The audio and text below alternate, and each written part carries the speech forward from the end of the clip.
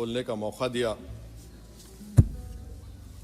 Sir, मैं हस्ब आदत और हस्ब रिवायत उसकी मुखालिफत में खड़ा हूँ और सदर जमहूरिया के खुतबे को अगर आप देखेंगे सर, तो उसमें पूरे खुतबे में लफ्ज़ मुसलमान तो छोड़िए, लफ्ज़ अक़लियत भी इस्तेमाल नहीं हुआ है।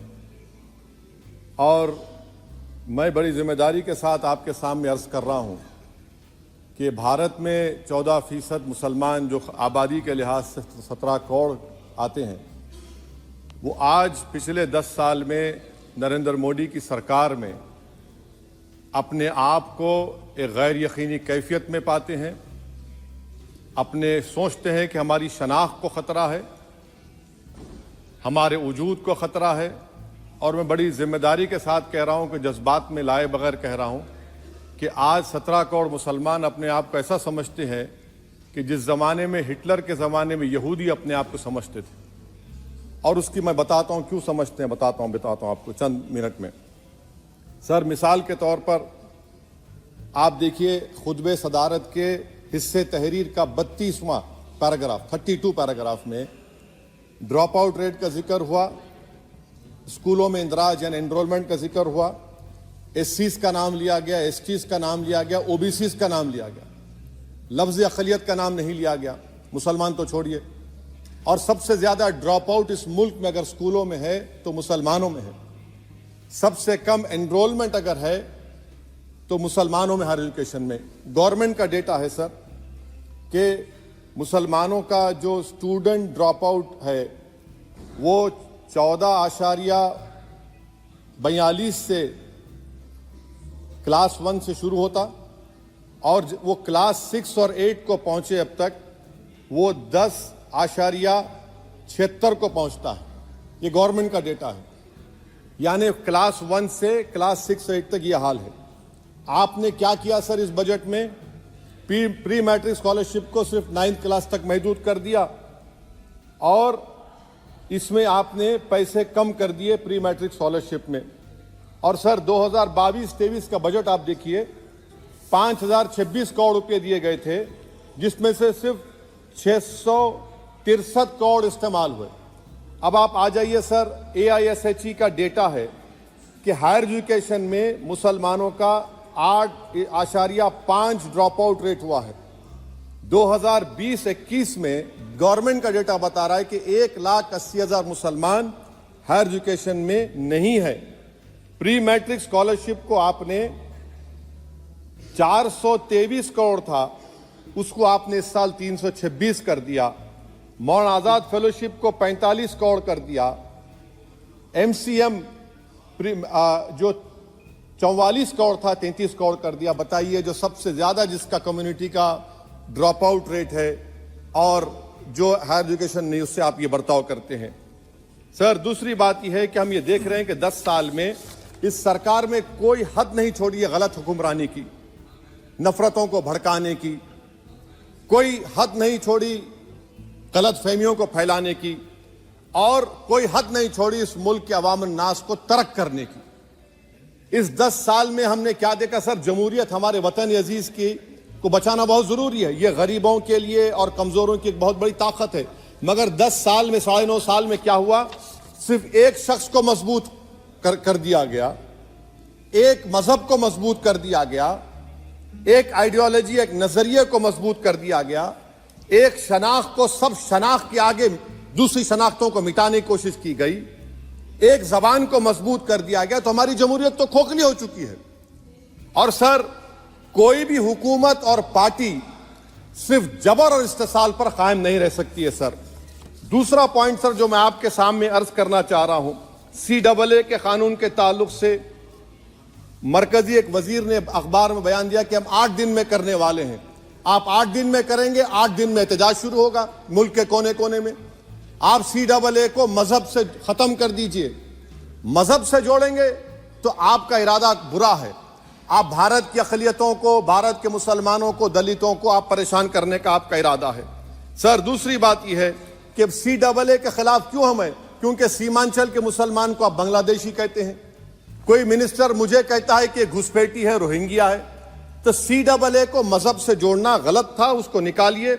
मगर हमारे देश के प्रधानमंत्री सर, वतन अजीज के वजीर आजम, मैं बड़ी जिम्मेदारी के साथ कह रहा हूं कि मैं अपने बचपने में जब हिस्ट्री पढ़ता था तो मैंने एक स्टैचू की फोटो देखी थी, प्रीस्ट किंग ऑफ मोहनजोदारो। ऐसा लगता है कि वैसा ही लग रहा है कि प्रधानमंत्री नहीं है बल्कि पुजारी सम्राट बन चुके हैं वो। और मैं क्यों कह रहा हूं कि हमारे सदर जमहूरिया ने कहा था कि 22 जनवरी एक तारीखी दिन है, बिल्कुल तारीखी दिन है। 22 जनवरी की बुनियाद 6 दिसंबर 92 को रखी गई।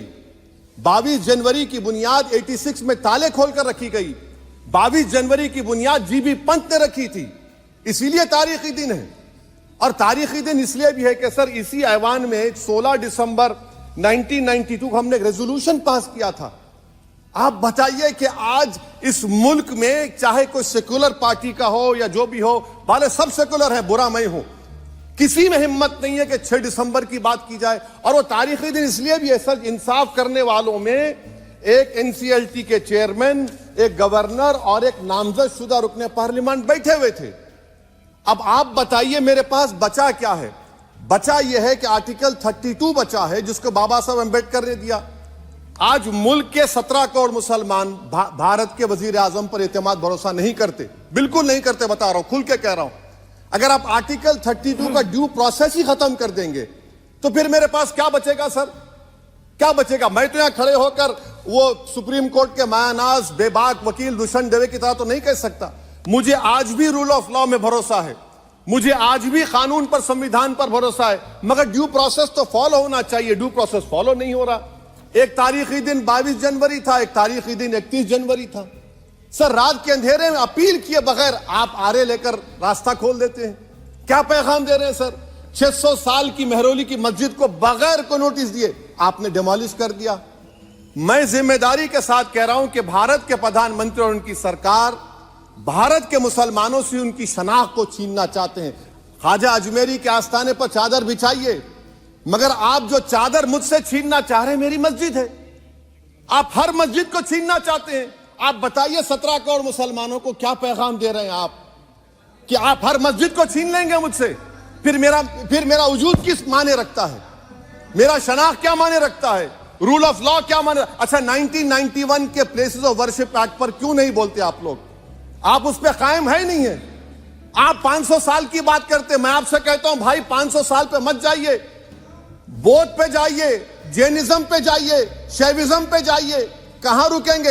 अरे इस देश को आजादी मिली 47 में, संविधान मिला हमको बाबा साहब अम्बेडकर का बराबरी का। उससे पहले तो राजा रजवाड़े थे, जमहूरियत नहीं थी, लोकतंत्र नहीं था, मगर आप उसको उस बारे में लेके जाते। अरे 500 साल आगे क्या होगा बताइए? आप किसी एक सिविलाइजेशन, सर अंग्रेजी में किसी ने कहा था civilisation can not be rewritten by hatred, history can not be corrected by demolition. आप ये नहीं कर सकते। और मैं उम्मीद करता हूं कि जब मौर्रिख तारीख लिखेगा, नरेंद्र मोदी इस मुल्क में तारीख लिखना चाहते हैं। क्या तारीख लिखना चाहते हैं? कि मैंने इस देश को, गांधी अंबेडकर के देश को मैंने हिंदू राष्ट्र बना दिया।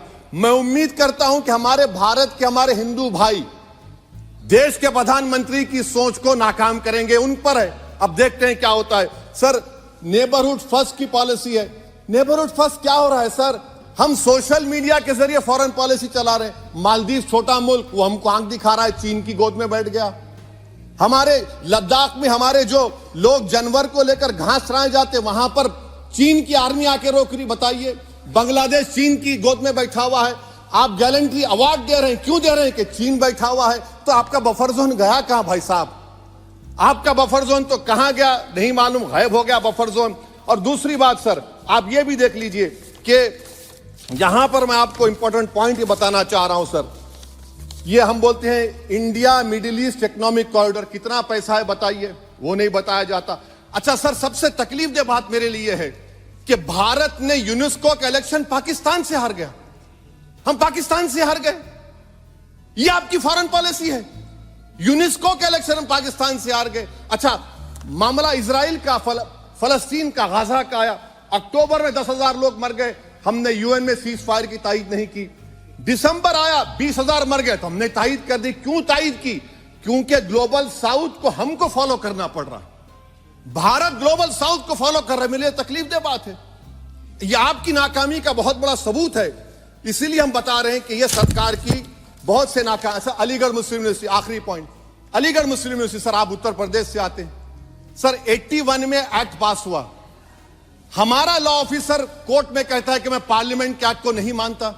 कैसे नहीं मानते सर?